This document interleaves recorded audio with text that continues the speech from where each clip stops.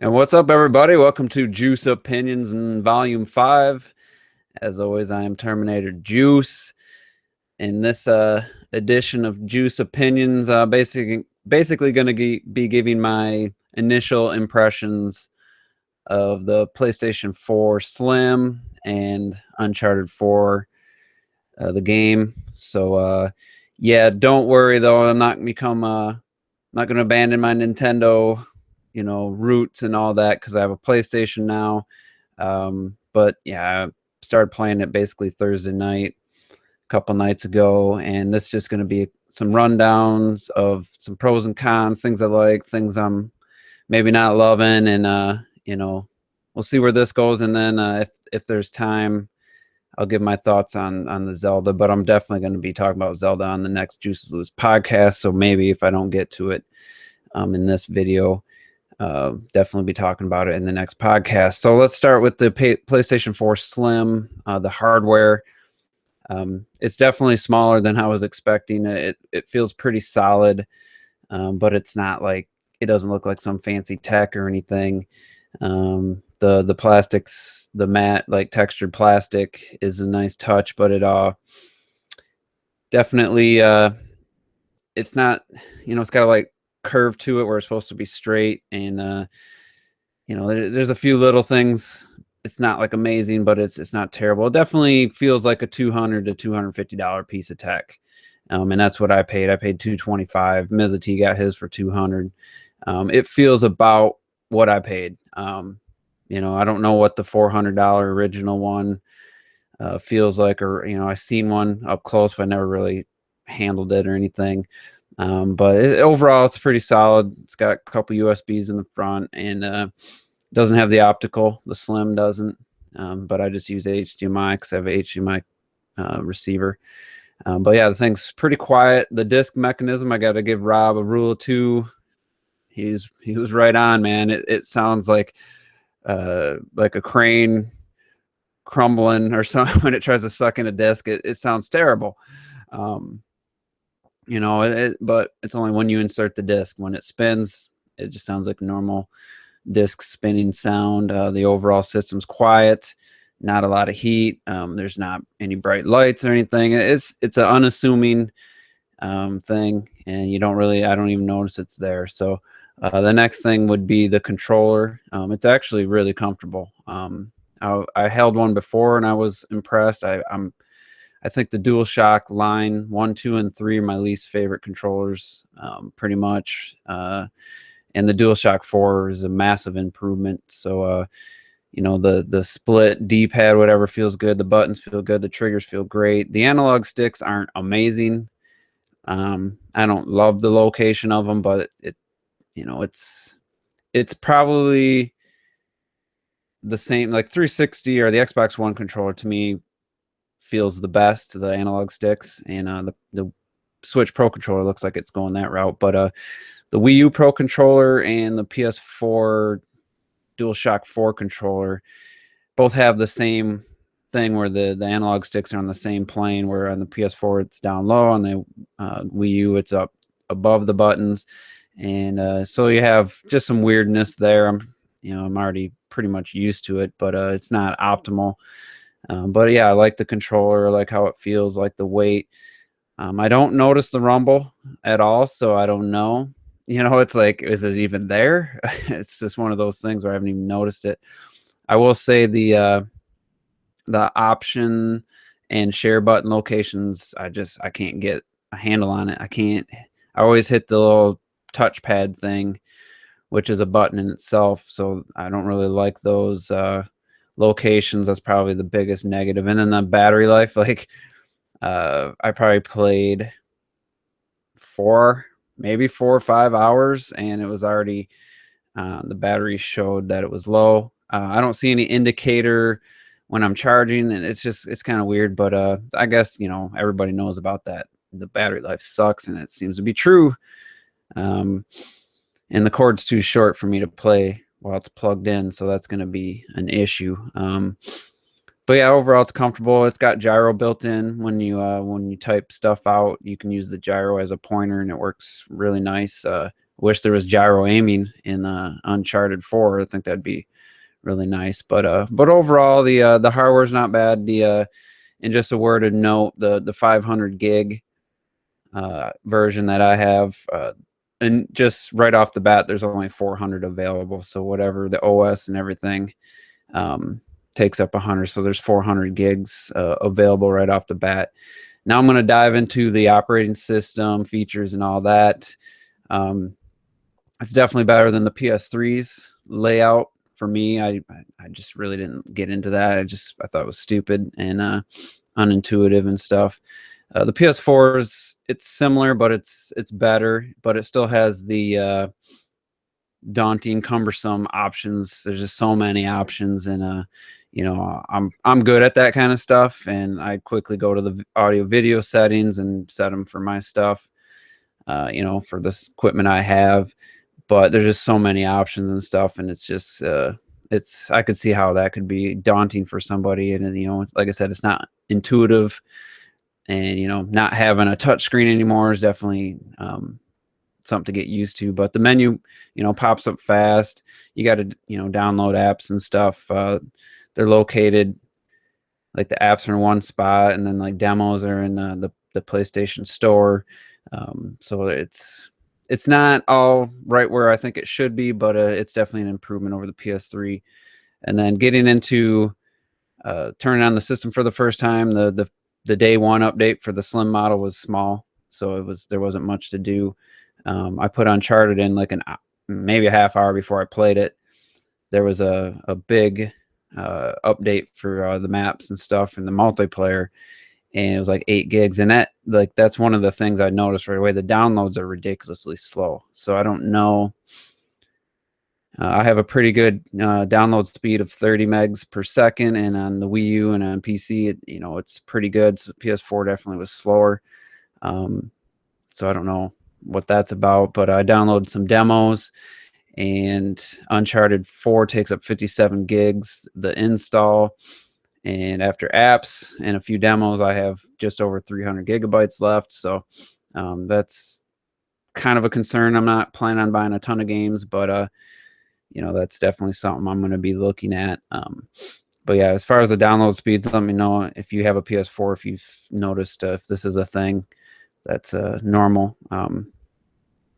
So yeah, like navigating the system, you just use a D-pad or the analog stick. But once you type like a message or something, or searching for friends, you can use the gyro as like a pointer on screen, and it works really nice. I was surprised by that. It's probably the biggest surprise and most pleasant surprise so far using the PlayStation.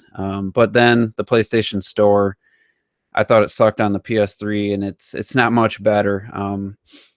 Of course they got the promotion stuff, but there's so many categories to look through, and then when you search, it just literally has a big A, a big B, a big C, and you have to like scroll down for the first letter of what you're searching for. Let's say I was looking for the Resident Evil 7 demo, so I had to scroll down to the R, hit the R, and it popped up a bunch of results, and I had to scroll up to the E, hit the E, scroll down to the S, and finally, Resident Evil started coming up.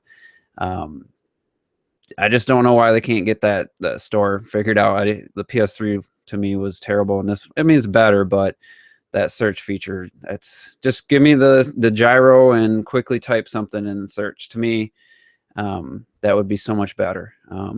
But just one of those things. And then downloading the demo, first I had to click on Resident Evil 7 the game, and then I had to scroll down like 4 things to get to the demo, because you had to go through the regular version, the deluxe version, and this and that, and then the demo was below. There was add-on. I don't think that one had add-on. That was Doom.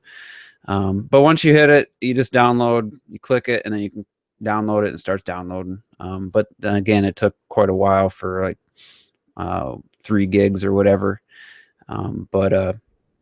Yeah, overall, I mean, it's not bad, and it's not like, oh my God, this thing's so cool. Like when I got the Wii U and I instantly want to make a video about the Miiverse, and just navigating with the touchscreen and all that, felt so awesome. This doesn't give me that feeling, but it doesn't give me like, oh my God, this is so cumbersome. So overall, it's not bad. The OS and everything there seems to be all right. So let's move on to Uncharted 4. And, you know, Rob, a rule two, you'll be interested to hear this. You know, I'm a Nintendo fan first, but you know, with my PC, I've been a huge fan of Tomb Raider, the 2013 game, and the Rise of the Tomb Raider. We've had some discussions about that game, and so I'm going to give everybody my basically I'm going to be talking about Uncharted 4 compared to Uncharted 2, and then also comparing it to Tomb Raider and Rise of the Tomb Raider. So first and foremost, I like the game so far. It's a big improvement over Uncharted 2 for me on the 9th quote unquote chapter, because some of them don't really feel like much of a chapter, but you know, like the game so far. So you know, I'm getting into it, and I'm definitely gonna play through it, and it's gonna, you know, not gonna give up on it right away. I finished Uncharted 2, so I'm going to finish this. It came with the system for, you know, so you know, I have no other game to play on it, so I'm going to play it. So first and foremost, though, it has probably the longest tutorial opening section in a game by far since Twilight Princess. Like, it might even be longer. I felt like it was 2 hours. You can't tell your playtime. That was kind of a weird thing about the system. Doesn't tell you how long you've been playing a game, where Steam does it, the Wii U does it, and I don't know about Xbox. I think Xbox One does. But yeah, it's like you have to get through 7 of the chapters before the game actually starts. Chapter 8 is where it actually starts, in my opinion, the actual game, where you're not just forcing you to slowly walk and have conversations and get backstory, and it's like, and the tutorial stuff. And, you know, I'm on chapter 8, and it's still, or it was chapter 7, still telling me that press circle to take cover. Like, I knew that after chapter 1, but whatever. It's once you get past that, it seems to open up and be pretty enjoyable so far. But yeah, Twilight Princess, I know a lot of people call that out for its opening section, and to me, Uncharted 4 is just as long. You know, Uncharted 2 to me was I played that this year, actually, earlier this year. So, you know, years had passed and other games had come out and improved on a lot of things. And it was a 7th gen game, and I really didn't love Uncharted 2. I think I gave it like I forget, 5 or 6 out of 10 overall. And Uncharted 4 has some of the same things that I don't love. You know, just the way Drake controls, and the linear nature of the game, and, you know, the constant shootouts and stuff. But I guess it's improved upon most of those as far as the shootouts. It controls better with the DualShock 4. They added a stealth mechanic, which basically just saved the game for me. Without that stealth mechanic, this would be a totally different conversation. I love the stealth mechanic, and it's a really cool aspect. Something I liked about The Last of Us was the stealth mechanic. This one's a little, you know, different, but it works, and the aiming and stuff's way better than Uncharted 2 with the DualShock 4. It's far superior to DualShock 3. So let's see. But one of the things that it's still one of those what do you call it, cliches. Like by chapter 9, I think there was already 6 moments where you jump a gap and then you grab the hand of, you know, the other AI person, you know, instead of dying, or they, you know, jump and you have to catch them type of scenario. That happened a lot at Uncharted 2, and it's just one of those things that must be Naughty Dog just really loves those, because it's such a cliche, but it's just, they keep doing it. But I haven't had a lot of those ridiculous Michael Bay moments so far, where it's like just ridiculous stuff's blowing up, and there's, you know, Nathan Drake's basically getting hit by tank shells and surviving. But so yeah, let's, you know, compared to Uncharted 2, it's a far superior game, just based on the controls and the new mechanics. The rope swing thing's a nice new addition, and the stealth really made the game play better for me. You know, of course, it's all about the quippy one-liner, or the quippy dialogue, the really good, you know, voice acting, putting a lot of effort into facial animations and stuff. You know, that's fine and dandy. And it's like, I'm not like ready to skip some of the cutscenes. I was like, but most of them have been fairly interesting. But I guarantee you I would skip them on a second playthrough in a heartbeat. So they put a lot of emphasis on that. That's really not my cup of tea. I'm just all about gameplay, and definitely improved over Uncharted. So now let's talk about it compared to Tomb Raider. So this is where it's going to get probably a little bit decisive for people, or controversial. To me, Uncharted 4 is in probably the 30 to 40% range of what Tomb Raider offers as far as gameplay, the overall gameplay experience. So, that's a big drop to me. Also, I played Tomb Raider on PC, so I've been playing on 60 frames per second.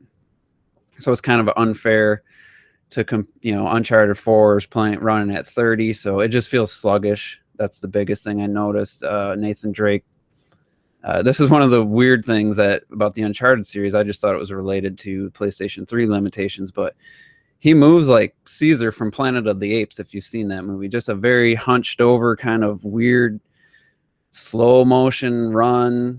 The climbing looks like an ape climbing, like just the way that his body moves, which is good. It's not bad. It's just a funny thing I noticed. But as far as like just maneuvering, I just feel like he's kind of sluggish and heavy, way heavier, whereas Lara Croft is so nimble and light and agile, and so that's kind of the biggest thing from controlling the character that I've noticed. And an analogy, I'll give two analogies for like the gameplay and the level structure and the experience.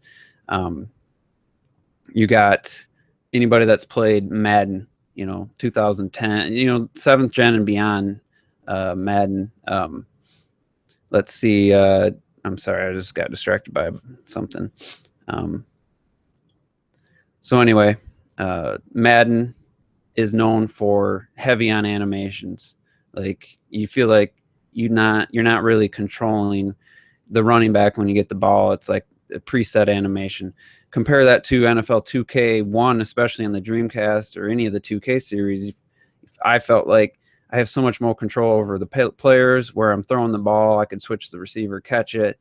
And whereas Madden's like you could put the controller down and it's going to run for you. Like it's so focused on the animations and looking better, and it looked way better comparative.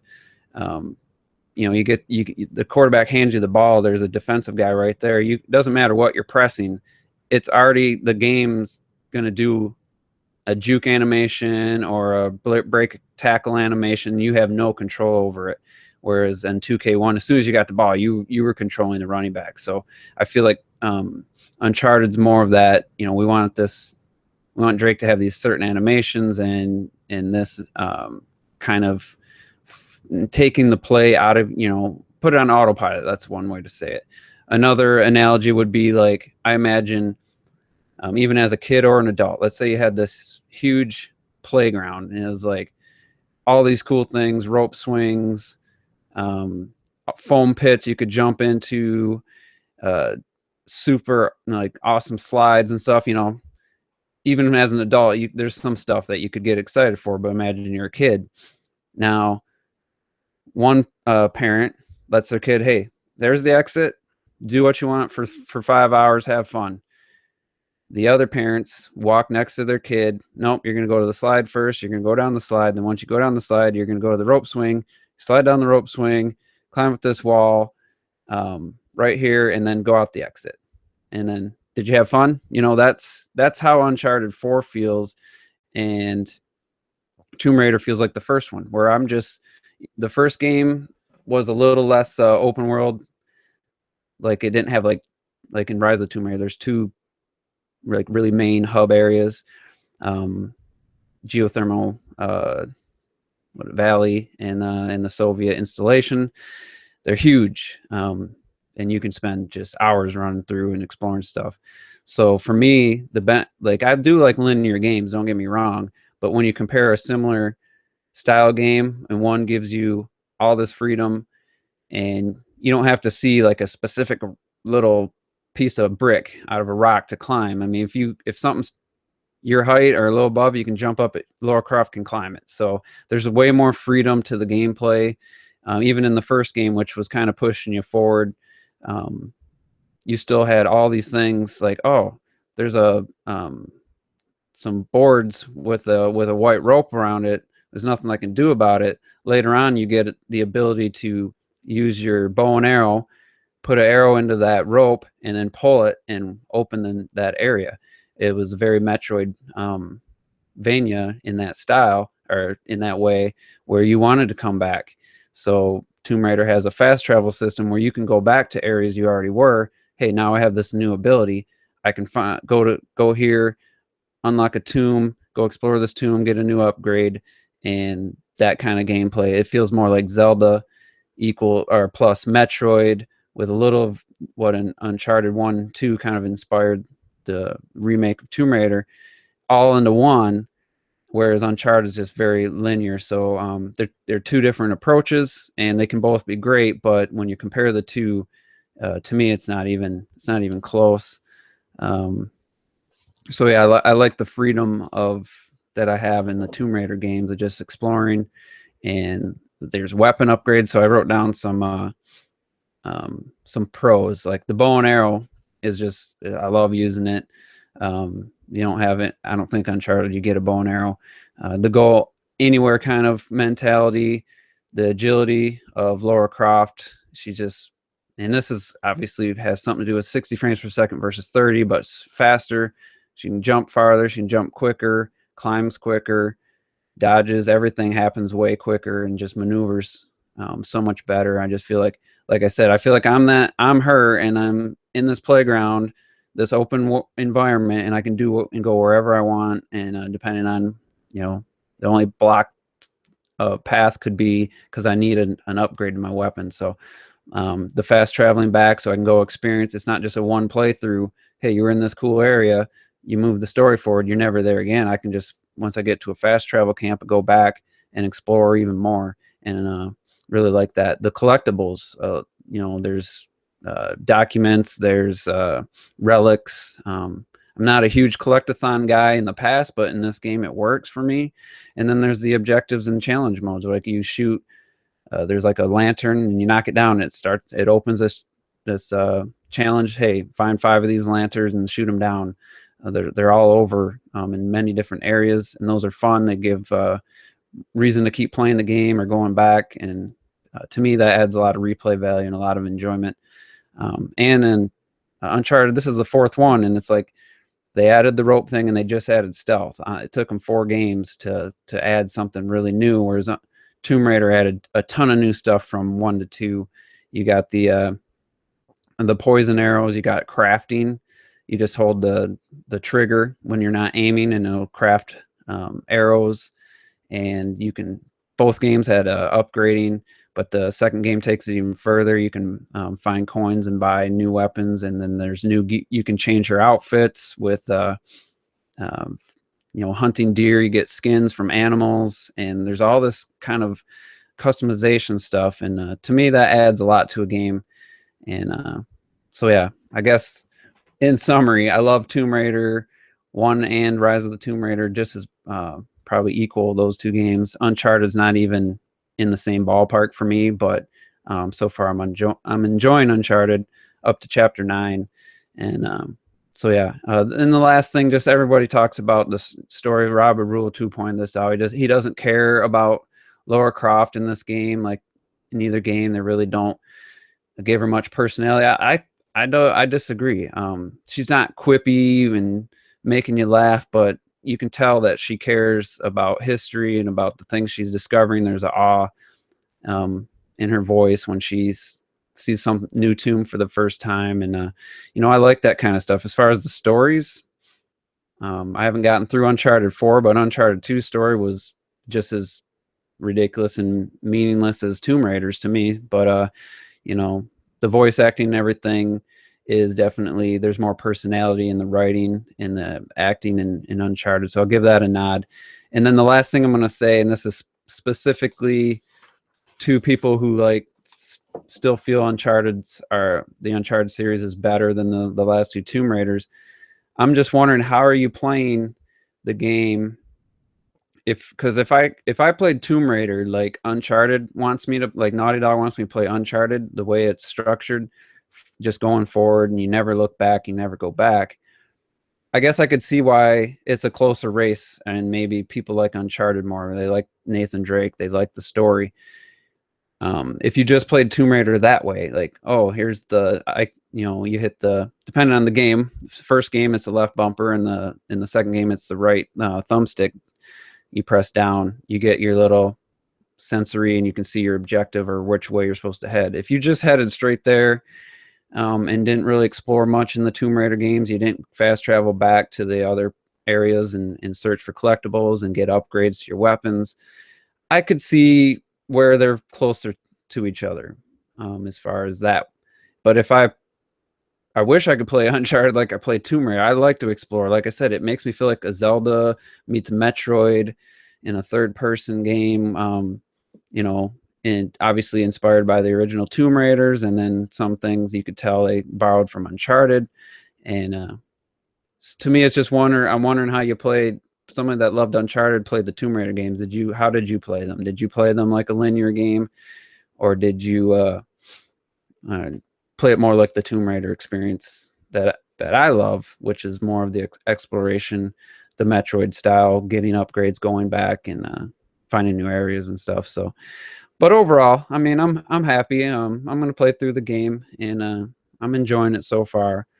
But it's definitely not to the level of how I feel about the Tomb Raider series. So yeah, that's gonna be that. I probably forgot stuff, but whatever. And it's getting a little long in the tooth here, but I guess I'll give my quick thoughts on Zelda, just set up for the podcast next week. The new trailer was great. It was short, it was way too short. I wanted so much more, and but seeing that there's a dog companion makes sense, because the Wolf Link.